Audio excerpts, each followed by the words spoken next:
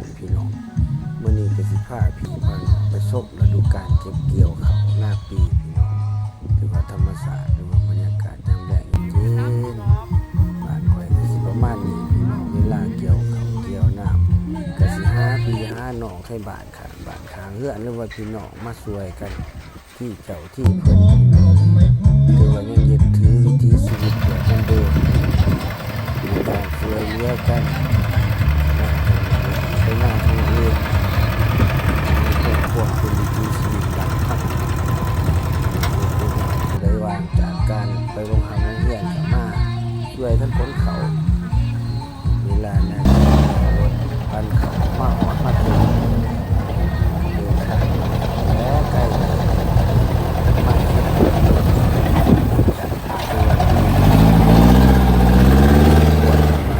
คนไปนั่งเนาะซุกน้ำกับเกี่ยวกับปันไปน้ำเกี่ยวกับที่ใส่ของนั่นก็ถึงล่อสารกันหน่อยสองประเภทนี่แหละพี่น้องมาช่วยกันกับอาหารอยู่ในกินเกี่ยมผักส่วนหนึ่งไม่ขั้วกับสิเมนเห็ดอาหารการกินล่อถาสำเร็จการปันการค้นแล้วก็กินข้าวแรงน้ำกันพี่น้อง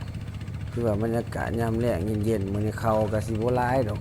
เพราะว่าข้าวดอเพิ่นสุกก่อนก็สิประมาณอยู่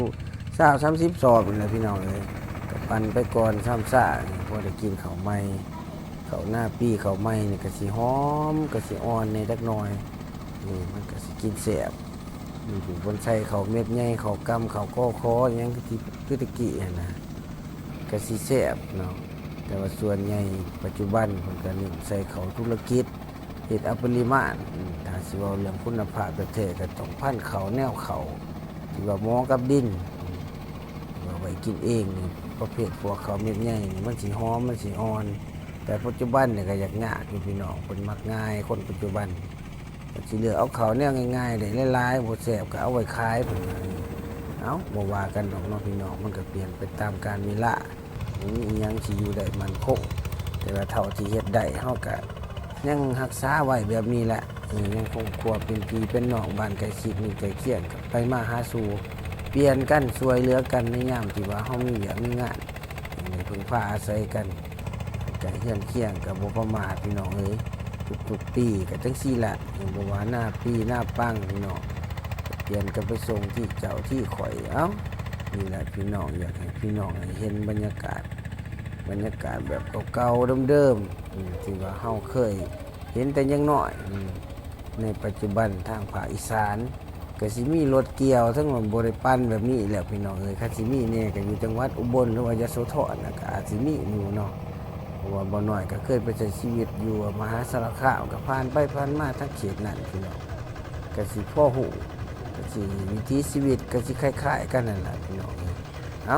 สำเร็จเสร็จสิ้นเฮาก็สิขนเขาขึ้นเมื่อเทิงไว้เที่ยงพุ่นละแล้วก็สิพากันกินข้าวกินน้ำแล้วก็เมื่อได้บาด